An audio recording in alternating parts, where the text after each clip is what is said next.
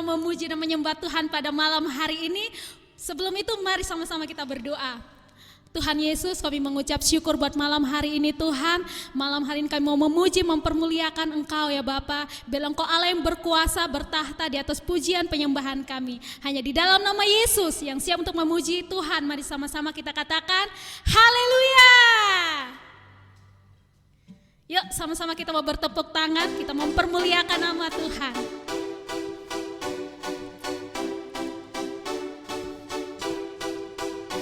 Kasih yang begitu besar, lebih kuat dari dosa. Kasih yang menemukanku, selamatkan dan pulihkanku.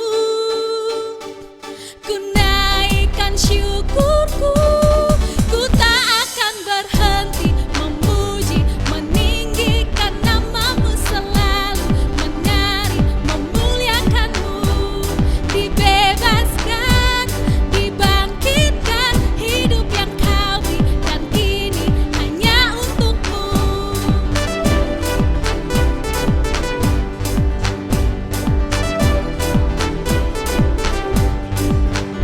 Kasih yang begitu besar, lebih kuat dari dosa. Kasih yang menemukanku, selamatkan dan pulihkanku. Ku naikkan syukurku, ku tak akan berhenti memuji, meninggikan namamu selalu, menari, memuliakanmu. Dibebaskan, dibangkitkan, hidup yang kau beri dan kini hanya untukmu.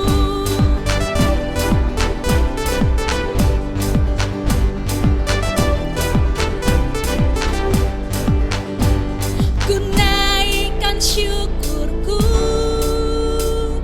ku naikkan syukurku, ku tak akan berhenti memuji, meninggikan namamu selalu, menari, memuliakanmu. Dibebaskan, dibangkitkan, hidup yang kau beri dan kini hanya untukmu. Hidup yang kau beri dan kini hanya untukmu. Berikan kemuliaan yang paling dahsyat untuk Tuhan kita. Mari hari ini kita mempersiapkan hati kita untuk kita sama-sama menyembah Tuhan pada malam hari ini.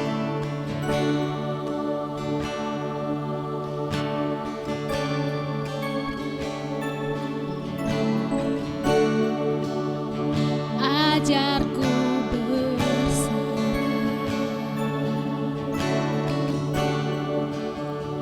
kuasai mataku,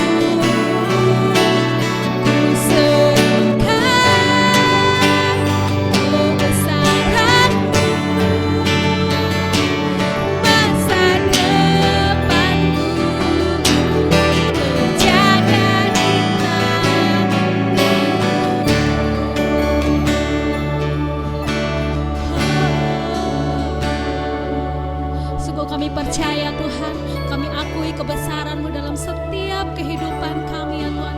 Kami percaya Tuhan bahwa masa depan kami sungguh ada di tangan-Mu ya Tuhan. Terima kasih Bapa, terima kasih Yesus. Kami mau mendengarkan firman-Mu pada malam hari ini ya Bapa. Bila Engkau berbicara kepada kami Tuhan, lewat hamba-Mu yang sudah Engkau persiapkan, Engkau urapi Tuhan. Dan biarlah malam hari ini firman Tuhan boleh menjadi kekuatan dalam setiap kehidupan kami. Hanya di dalam nama Yesus kami telah berdoa dan mengucap syukur kepada Bapa di sorga. Haleluya. Amin. Halo, saya senang sekali mendapatkan kesempatan ini untuk berbicara kepada anak-anak muda. Dan saya mau kasih judul sore hari ini, firman Tuhannya yaitu selalu ada jalan keluar, always a way out. Nah, sebelum kita memulai, saya ingin ajak kita untuk berdoa buat firman Tuhan. Tuhan, kami bersyukur bahwa ada kesempatan kami boleh beribadah dan mendengarkan firman-Mu. Biarlah anak-anak muda ini boleh Tuhan pakai sebagai kepanjangan tangan-Mu, memberitakan kebenaran. Mereka akan memenangkan jiwa dan mengalami mujizat dalam hidup mereka. Dalam nama Tuhan Yesus Kristus aku berdoa, haleluya, amin. Nah, sebelum saya mau sharingkan firman Tuhan, saya mau bagi cerita dulu. Cerita ya. Jadi cerita yang berhubungan dengan selalu ada jalan keluar. Nah, ada seorang pasien yang berobat ke rumah sakit THT. THT itu telinga, hidung, tenggorokan. Dia mengeluh kepada dokter spesialis karena gangguan pada telinganya. Nah, buat teman-teman tahu, adik-adik tahu bahwa pasien ini adalah pasien yang miskin, nggak punya uang. Namun dia mengupayakan sehingga akhirnya dia bisa ada kepada dokter spesialis. Dia bisa datang ke dokter spesialis. Nah, ketika dia ketemu, dia ngeluh deh sama dokter. Dia bilang begini, "Dok, telinga saya ini nggak sengaja kemasukan kacang hijau.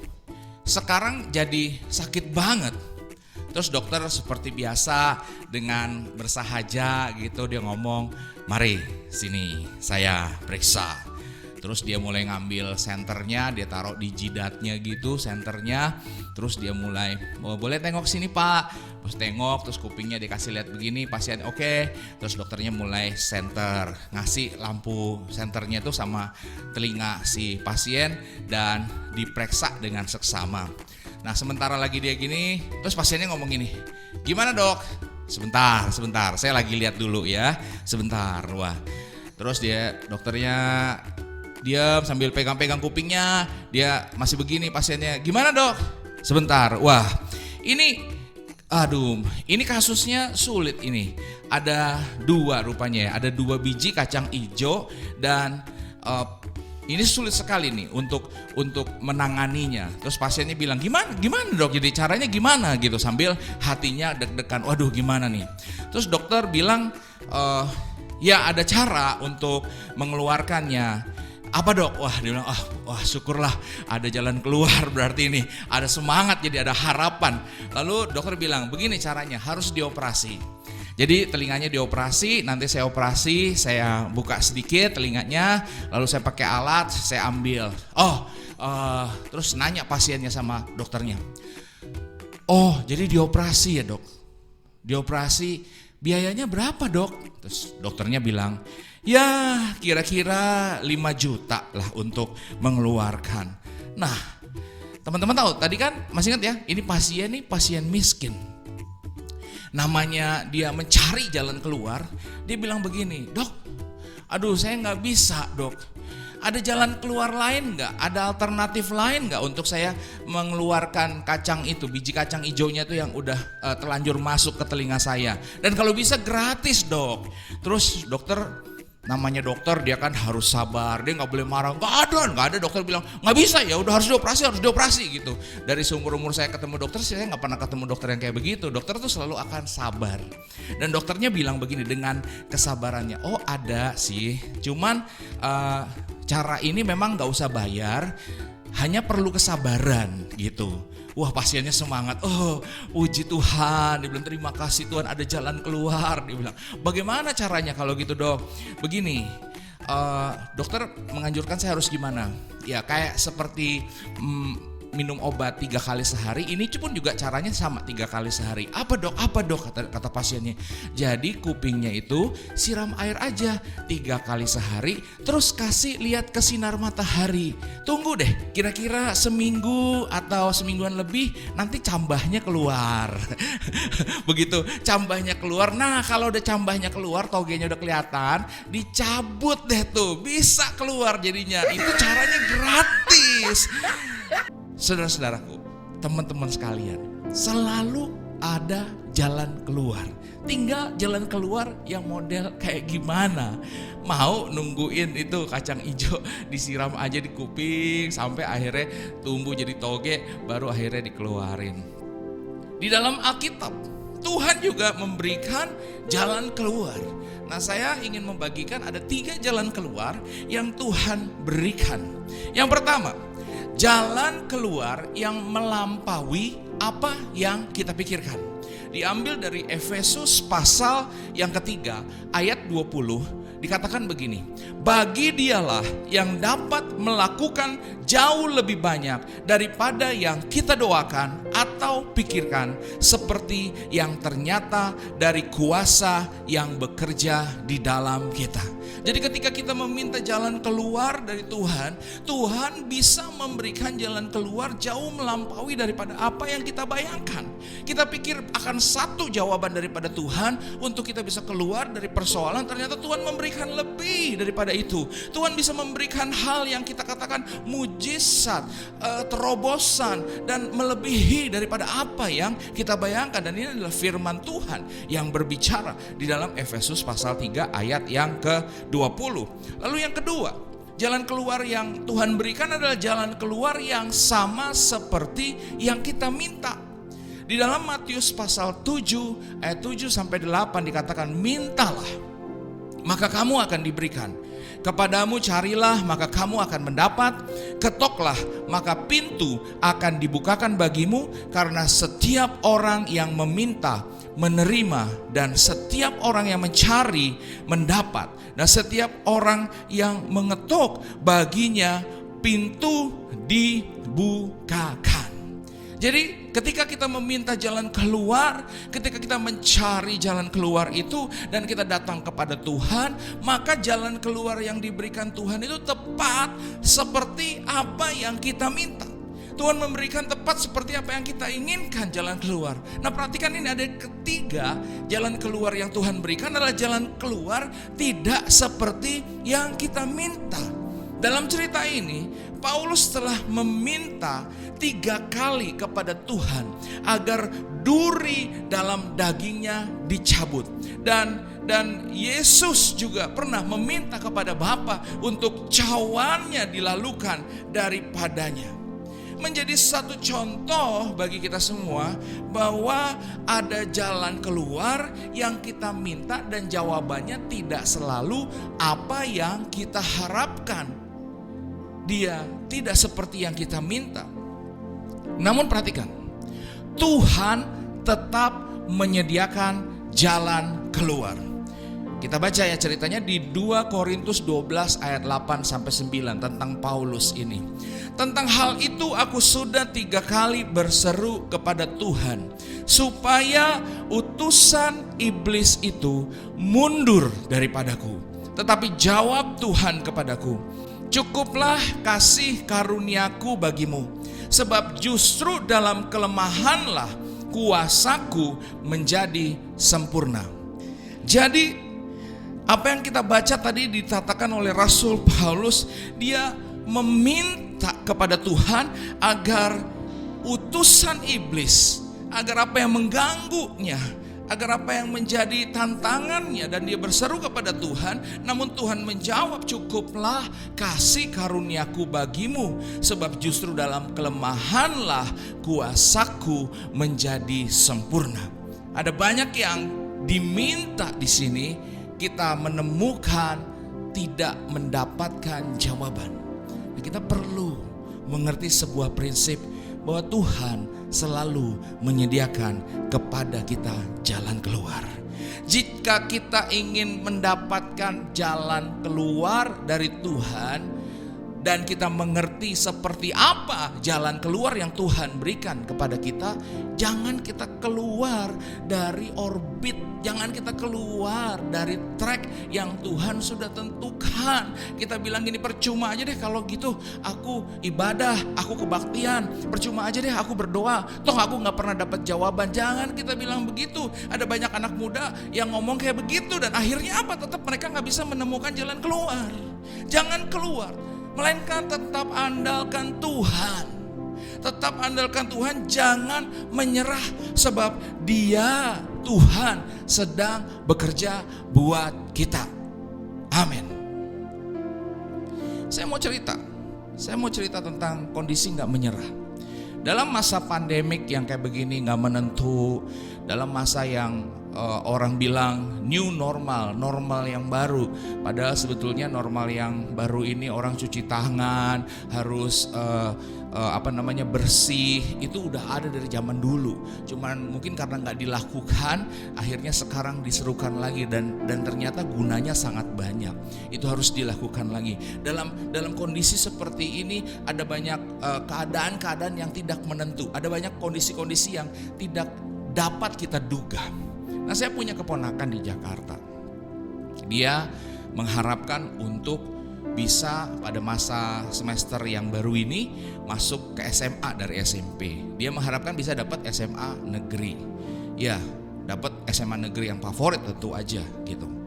Nah, dia bisa meminta, mungkin beberapa ingat ya gitu, waktu itu kita berdoa bersama-sama agar keponakan saya ini bisa dapat SMA negeri. Yang terjadi adalah seperti ini. Sewaktu dia berdoa untuk mendapatkan SMA negeri yang dia pilih, dia tidak memperolehnya. Bahkan ketika dia mencoba untuk mendaftar, 2 kali dia tidak masuk. Yang pertama, di SMA yang pertama dia tidak masuk karena usia. Jadi di daerah tempat dia tinggal ada perubahan prioritas usia, dan usianya dia dihitung terlalu muda, diprioritaskan usianya yang lebih tua masuk. Sempat kakak ipar saya berencana untuk ikut-ikut, kayak saya mau protes nih, saya nggak bisa terima akan hal ini. Namun sekali lagi mereka percaya kepada Tuhan. Dan waktu mau masuk yang kedua, SMA yang kedua, dia tes lagi, dia minta doa lagi, dia minta dukungan doa lagi.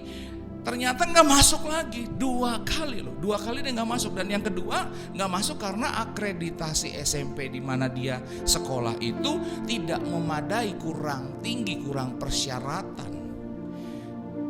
Berapa banyak kita 2 kali mencoba, kita temuin, terus langsung putus asa. Udahlah kita gak usah masuk SMA negeri, udah masuk SMA swasta. Saya gak melihat hal seperti itu. Setelah 2 kali mencoba, apakah kakak ipar saya, apakah keponakan saya putus asa? Tidak. Mereka tetap berusaha sehingga pada percobaan yang ketiga masuk dan berhasil dapat SMA negeri.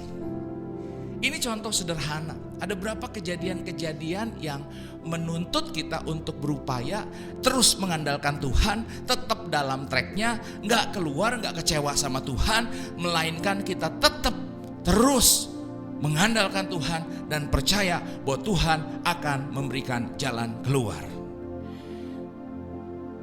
Adik-adikku, anak-anak muda, jika hari ini engkau membutuhkan jalan keluar, tetaplah andalkan Tuhan dan percayalah. Karena mungkin saja Tuhan akan memberikan jawaban yang melampaui dari apa yang kamu minta. Yang kedua, mungkin Tuhan akan menjawab jawaban yang kamu minta seperti yang kamu mintakan. Dan yang ketiga, mungkin tidak sama jawaban Tuhan. Tetapi sekali lagi, setiap kali Tuhan menjawab, itu selalu baik adanya.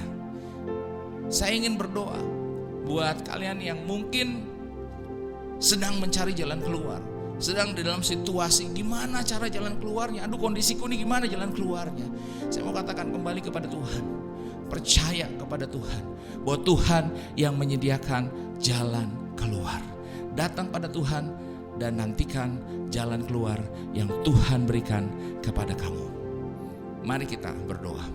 Tuhan, aku berdoa untuk anak-anak muda yang hari ini membutuhkan jalan keluar. Engkau yang membutuhkan jalan keluar, boleh taruh tanganmu di dada. Mereka yang menaruh tangan di dada mereka, Tuhan, apapun yang menjadi pergumulan mereka, mereka terus mengandalkan Tuhan. Dan biarlah Tuhan mereka mendapatkan jawaban yang berasal daripada Engkau, bukan daripada manusia. Sehingga Tuhan, namamu dipermuliakan. Ada pengalaman ilahi, ada pengalaman rohani, dan mereka semakin dewasa di dalam Tuhan. Di dalam nama Yesus Kristus aku berdoa dan mengucap syukur. Haleluya. Amin. Tuhan memberkati. Tetap terkoneksi sama Youth, sebab Youth Panahan ini keren-keren. Haleluya. God bless.